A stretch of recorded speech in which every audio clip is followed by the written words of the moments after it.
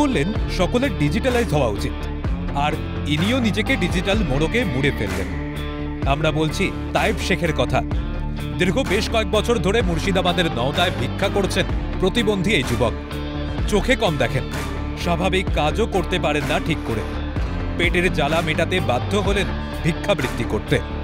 কিন্তু সমস্যা হচ্ছে সকলের কাছে খুচরো পয়সা থাকে না। ফিরিয়ে দেন তাইবকে। তাই এই ডিজিটাল বুদ্ধি। সবাই বলে অনেক হচ্ছে ভাই আমি দেন অন্য ভাই অনেক বলে খুশি নাই আমার মোবাইল ফোনপে আছে, আমি যখন ফোনপে খুঁজেছি ব্যাংকে অ্যাকাউন্ট বই। গলায় ঝুলিয়েছেন ফোনপে স্ক্যানার। স্ক্যানারের সঙ্গে যোগ রয়েছে স্পিকারের।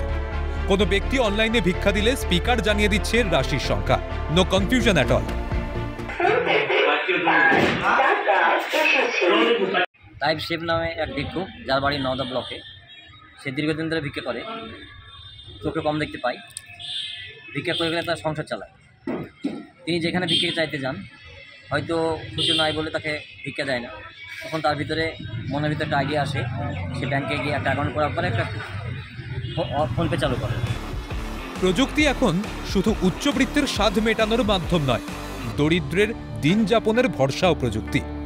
আপাতত আমরা এই প্রতিবেদন দেখে মজা পেলেও একটা ভবিষ্যৎ ইঙ্গিত কিন্তু মিলছে, আর সেটা মোটেও উড়িয়ে দেওয়ার মতো নয়।